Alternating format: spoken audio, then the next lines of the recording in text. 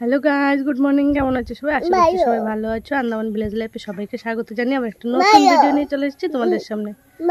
হ্যাঁ ভালো, good morning বলে দাও। রাধে রাধে করো সবাইকে। রাধে রাধে। তো আজকে বাইরের ওয়েদারটা কিরকম হয়ে আছে তোমাদের কিরকম বলবো, মানে কুয়াশা কুয়াশা না মেঘ হয়ে আছে, বৃষ্টি হবে কিন্তু আবার গরম নেই, হালকা হালকা হাওয়া চলছে। চলো তোমরা দেখো।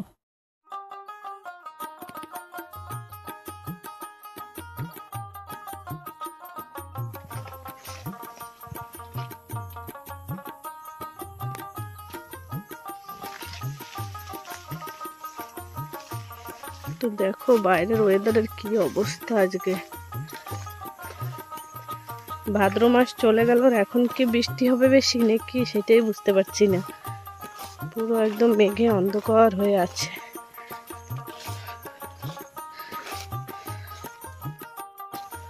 এখন আমি যাই একটু আমাদের গরু বেঁধে আসি, এসে স্নান করবো, পুজো দেবো, তারপরে রান্না বান্না করবো। আর ছেলে ঘুমাচ্ছে, ওকে ঘুম পাড়িয়ে রেখে এসেছি।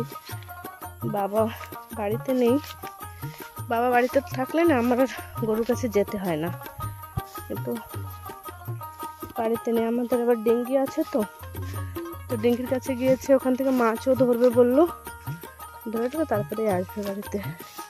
এটা কাকুদের গরু, কি সুন্দর দেখতে না, সাদা, তার ভিতরে ওর কালো কালো ছোপ ছোপ। ওর বাচ্চাটাও কিন্তু ওরকমই হয়েছে, আগে একটা ভিডিওতে তোমাদের দেখিয়েছি। আর ওই যে আমাদের লক্ষ্মী ওখানে ঘুরে বেড়াচ্ছে, ওর নাম আমি লক্ষ্মী রেখেছি, আমার খুব ভালো লাগে।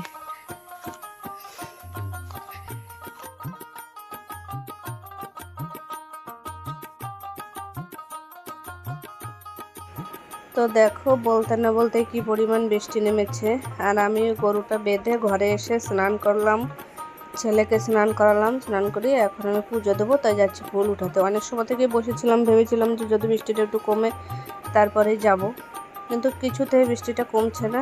তো আমি বললাম ছাতা মাথায় দিয়ে গিয়ে নিয়ে আসি। তো ছেলেকে স্নান করিয়ে দিয়েছি, ও এখন এখানে ঘরে বসে বসে টিভি দেখছে, আর আমি এখন যাই ফুলটা তুলে নিচ্ছি। জানি না ও কত সময় থাকবে, আর বাইরে আসার জন্য বায়না না করে। তো আমি এখন ফুলটা উঠিয়ে নিই, তারপরে পুজো দেবো, পুজো দিয়ে আবার ছেলেকে খাওয়াবো। তো আমি এখন এখানে ফুলটা উঠিয়ে নিচ্ছি। আর তোমরা কে কোথা থেকে আমার ভিডিওটা দেখছো অবশ্যই কিন্তু কমেন্ট করে জানিও। আর যারা আমার চ্যানেলে নতুন এসেছে সবাইকে অনেক অনেক স্বাগত, আর যারা পুরনো ভিউয়ার্স আমার, তারা আমার এই ভিডিওটা দেখার জন্য অসংখ্য ধন্যবাদ। তো দেখো আমি বলতে না বলতেই কিন্তু ছেলে ওই যে ডাকাডাকি শুরু করেছে আমাকে। তো আমি এবার যাচ্ছি একটু এগিয়ে, কারণ ও যদি রান্নাঘরের দিকে চলে যায় তাহলে আবার ওই গ্যাসের চুলোটা না হাতে পেয়ে যায়।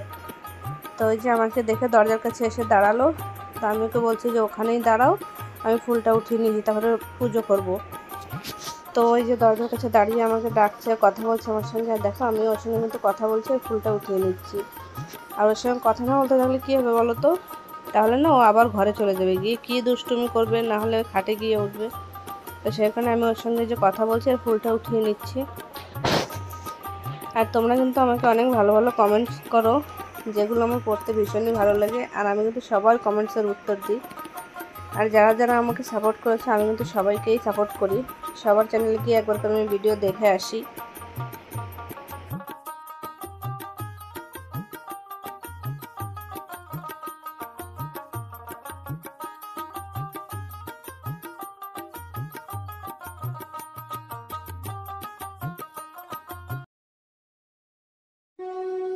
তো এখানে এখন দেখো আমি ফুল টুল উঠিয়ে নিয়ে চলে এসেছি পুজো দেওয়ার জন্য।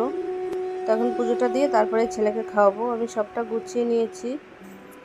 তো এখন এই যে প্রদীপটা আর ধূপটা ধরালেই হয়ে যায়, এই পাশে আমি ধূপটা ধরিয়ে নিচ্ছি এখন। তো এখন পুজোটা দিয়ে নিই। আর সকাল সকাল স্নান করে যদি পুজোটা দিয়ে দিই না, তাহলে মনটাও যেন ভীষণ ভালো লাগে।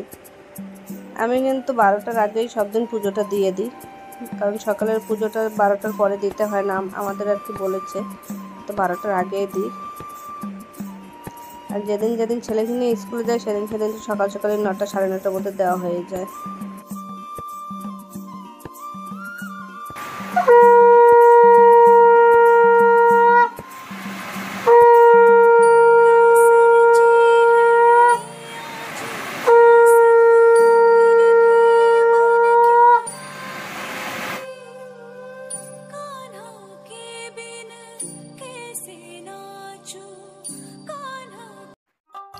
তো গুড ইভিনিং সবাইকে। আজকে আবার কিন্তু কদিন পরেই রাস্তায় বেরোলাম। রাস্তায় একদিন আর বেরোনো হয়নি, বিকেল টাইমটা কাজ থাকলে না রাস্তায় আসা হয় না। তো আজকে সকাল থেকে দেখেছো মেঘ করেছিল, বৃষ্টি হচ্ছিল। তো এখন বিকেলবেলা বৃষ্টিটা নেই, কিন্তু মেঘ এখনও আছে। ওই দেখো পিছনে দিকে, বুঝতেই পারছো।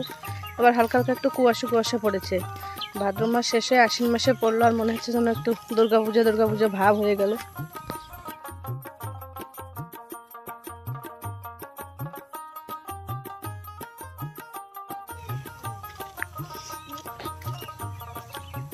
তো ওই দেখো ওইদিকে ছেলে ওই যে রাস্তায় ওর দাদার সঙ্গে যে আসছে, ওই এখনই এসেই মামাম কোলে কোলে শুরু করবে।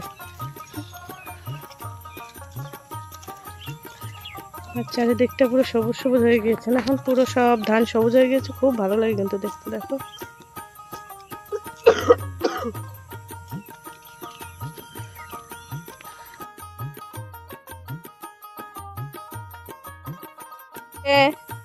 গায়ে মরছে না, দিকে দেখো, আমার দিকে দেখো, আমার দিকে।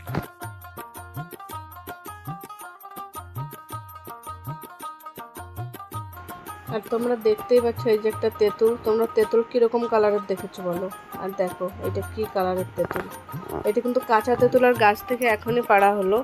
আর দেখো পুরো মানে পুরো এই গাছের পুরো তেঁতুলই এরকম রেড কালার ভিতরে।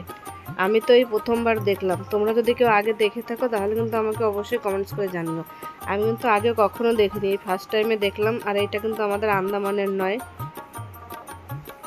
তো দেখো মানে দেখেও একটু কিরকম লাগছে না, তেঁতুল আবার এরকম কালার হয়।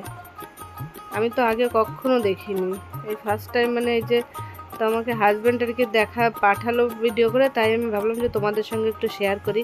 তোমরা কে কে দেখেছো আর কে কে দেখোনি আমাকে কিন্তু কমেন্টস করে জানাবে। এই যে এই সমস্ত তেঁতুল মানে পুরো গাছটার তেঁতুলই এরকম কালার।